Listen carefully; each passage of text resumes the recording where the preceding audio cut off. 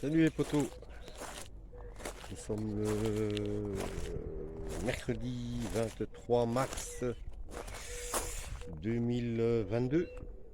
Il fait bon, ça fait du bien.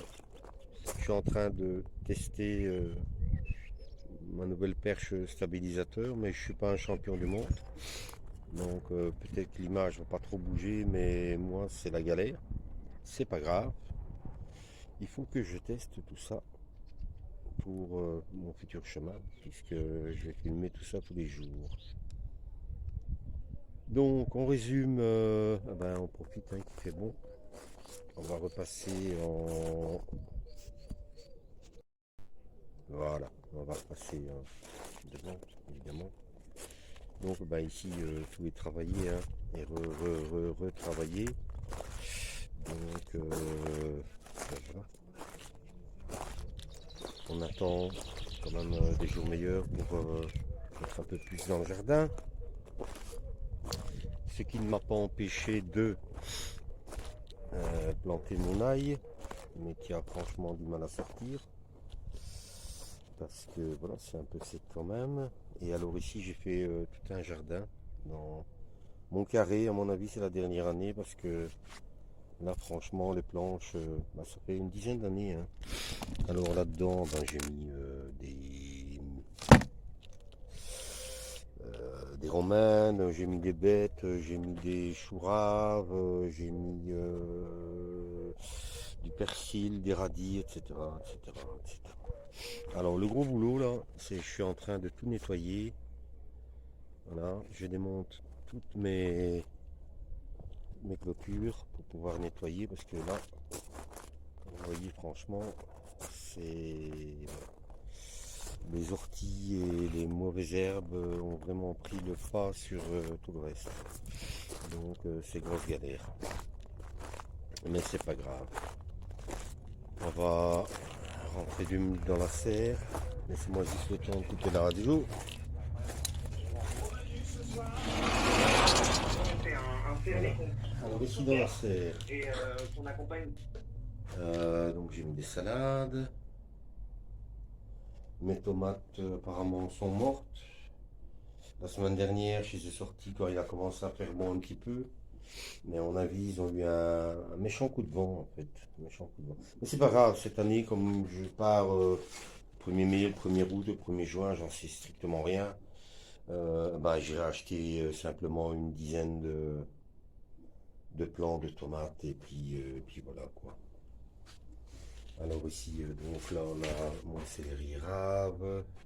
Là c'est la laitue du bon jardinier, du pain de sucre, du pak choy, la salade de Jaco et Lily que je reproduis depuis qu'ils nous ont donné.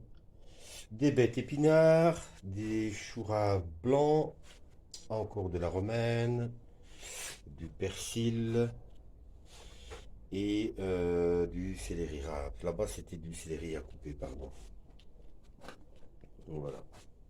Et alors j'ai semé, tiens, ils sont en train de sortir, j'ai semé des épinards, des petites routes. Et là-bas, j'ai semé des pois mange-tout. Et là, où vas-tu, s'il te plaît? Et là, j'ai repiqué du persil. Bon, il faut pas se fier non plus. Voilà, là, on a 18 degrés, je peux comprendre. On est tout excité, mais faut pas, voilà, faut pas aller trop vite, hein. Alors, là, ce sont mes oignons que j'ai plantés, mes bulbes. Là, ce sont des carottes que j'ai ramassées dans les champs l'an dernier, mais ce sont des carottes géantes. Et je me suis dit, après l'hiver, je vais en remettre deux en pleine terre. Et puis, je vais essayer de faire des semences, puis on verra bien. On verra bien. J'ai transféré tout mon broyat que j'avais récupéré sur la prairie là-bas. Et grâce à un copain, voilà, je l'ai transféré ici avec son petit tracteur, tout comme tout le compost qui était partout là, autour de l'arbre. Maintenant c'est le gros tas ici. Et normalement cette année j'en ai plus trop besoin, donc on va bien le laisser travailler pendant un an pour l'année prochaine. On va aller voir la pâture, mais là il n'y a strictement rien de neuf, si ce n'est que je suis en train de nettoyer au fur et à mesure pour pouvoir la rendre dans l'état où je l'ai reçue. Voilà, ça c'est le fond de broyat que mon copain viendra chercher pour lui. Et le reste, voilà, j'ai toujours ce bois. Donc les restes de mes chênes de l'an dernier que j'ai fait tailler. J'ai toujours le bois à brûler ou autre chose. Voilà.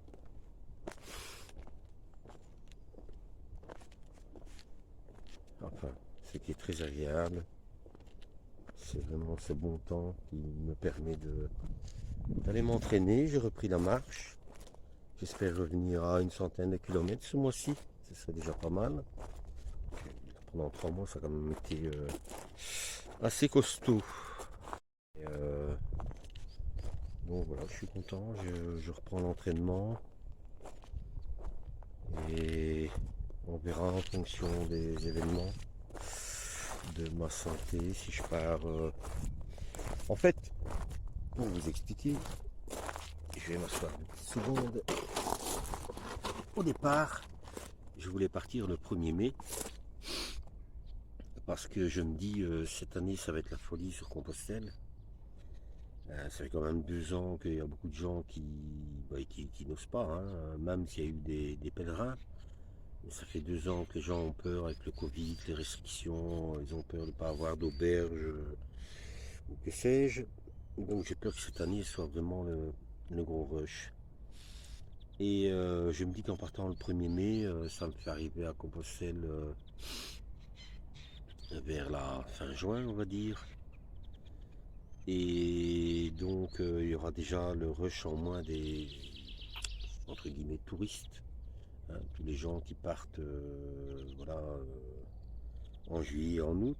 Et puis en juillet, en août, l'Espagne et surtout la Meseta, bah, il faut se la farcir, hein. Ce sont des températures de 40 degrés et sans ombre. Donc voilà, le principe c'est je pars le 1er mai, j'arrive fin juin, voilà, je suis content. Et puis à mon avis, avec les soucis que j'ai pour l'instant, ça va pas être possible. Je ne me vois pas partir le 1er juin pour arriver en juillet, je ne me vois pas partir le 1er juillet pour arriver en août. Donc je m'étais dit si je pars le 1er août, je traverse la France au mois d'août. Et voilà, il va faire bon, les journées sont longues, donc il y a un peu moins de bagages aussi. Et puis j'arrive en Espagne début septembre où il y a déjà beaucoup moins de gens et il fait un petit peu moins chaud. Euh, tout ça est fonction aussi du chemin que je vais prendre. Or j'ai vraiment un projet tout à fait atypique, c'est que j'ai envie de prendre les 5 chemins. À savoir, je voudrais donc en partant de chez moi rejoindre Valenciennes qui se trouve à une 30-40 km de chez moi, et puis rejoindre le chemin de Paris-Tours. En dessous de Tours, j'aimerais bien aller à l'île Bouchard, il y a eu des apparitions marianes. De là, bifurquer sur d'autres apparitions qui se trouvent à une trentaine de kilomètres, mais le nom m'échappe. Et rejoindre là le chemin de Vézelay, de mémoire, hein, parce que mais je commence à étudier tout ça. Descendre une partie du chemin de Vézelay, puis bifurquer pour rejoindre Rocamadour. Rocamadour en redescendant sur Cahors, aller faire un petit coucou à Madi et peut-être voilà, descendre encore un peu plus bas. Et puis après, il faut que je rejoigne la voie d'Arles parce que je tiens absolument à passer par Lourdes. Ça, c'est inéluctable. Donc là, je ferai encore un petit bout du 4e chemin français, soit en descendant en Pau, peut-être rejoindre mon copain Michel Paillard s'il est dans le coin et il me guiderait jusque Lourdes. À Lourdes, reprendre le chemin donc d'Arles par les Pyrénées qui me mènerait en Espagne. Et puis après en Espagne, bon, voilà, ce serait le 5e chemin. Et accessoirement peut-être un 6e chemin si soit à un moment je bifurque pour prendre le Primitivo ou si j'ai envie de faire un petit bout du Camino del Norte. Je n'en sais strictement rien. Tout ça c'est dans ma tête, hein. Mais il faut que le reste se suive, c'est-à-dire le corps, la santé, le moral, les éventuels problèmes en cours de chemin. Voilà. Ça fait beaucoup de choses, hein, dans la petite tête, hein. Mais j'ai j'ai- je- j'ai envie de partir sans pression et je me vois très mal commencer à réserver des auberges dès aujourd'hui ou dès demain ou quand je partirai ou quand je serai sur le chemin ou vraiment à des moments où j'ai envie de me reposer et d'être certain de pouvoir avoir un endroit où je puisse me reposer correctement, faire ma lessive, prendre une douche, etc. Mais sur le coup au départ, j'ai vraiment envie de partir voilà, clairement à l'aventure. Est-ce que je suis taillé pour est-ce que j'ai la force? J'ai jamais été je vais même pas dire que j'ai jamais été un grand randonneur, parce que j'ai jamais été randonneur, à part l'an dernier avec mon copain pendant 3 jours dans les Ardennes. À côté de ça, j'ai fait quand même des belles marches de 30 ou 40 km, où je ferai bientôt le montage enfin des vidéos de 2021, il y en a 4 ou 5, et je mettrai tout ça en ligne. Donc, à l'heure d'aujourd'hui, je suis toujours un petit peu dans l'expectative, dans, dans mes pensées, et voilà. Mais je veux avant tout partir sur ce chemin sans souci d'ordre familiaux ou d'ordre de santé, donc je veux partir bien. J'ai encore fait une prise de sang ce matin parce qu'apparemment j'avais un problème avec la maladie de Lyme. Or j'ai pas été piqué par une tique ou quoi que ce soit, donc c'était un petit peu bizarre. Et puis voilà, je veux vraiment partir apaisé, sans pression, sans rien du tout, marcher à mon rythme, même si je pense, j'espère, je suis quasi convaincu que j'ai un bon rythme. Je, voilà, je vais faire le chemin avant tout parce que j'aime bien marcher. Donc j'ai pas forcément envie de visiter tout. Je ferai des visites, hein, clairement, hein, il y a des trucs à ne pas louper. Mais ce sera pas mon credo non plus, hein. Je préfère m'arrêter dans des petites églises de temps en temps, où c'est atypique, où voilà, il y a des choses un petit peu particulières. J'ai lu aussi le récit de Jean de Tournai, hein, qui lui était parti au XVe siècle sur Rome, puis Jérusalem, pour revenir à Rome par Venise, et puis aller sur Compostelle, et de Compostelle revenir chez lui à Valenciennes,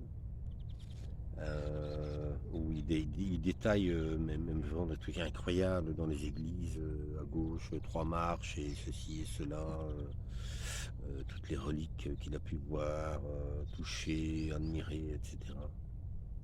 Donc il y a des choses, oui, ça fait partie du chemin, de s'arrêter, de contempler, de réfléchir, de se dire que tout ça a une histoire. Mais voilà, je pense que c'est le chemin qui sera tout seul. Le chemin, il m'a appelé l'an dernier, donc je vais pas forcer le destin. Je vais le laisser me guider. Alors à bientôt les potos. Portez-vous bien, éclatez-vous bien dans vos jardins, et puis si vous marchez, si vous êtes sur Compostelle ou si vous y allez bientôt, que tout se passe bien pour vous et que ce soit votre chemin avant tout. Salut les potos.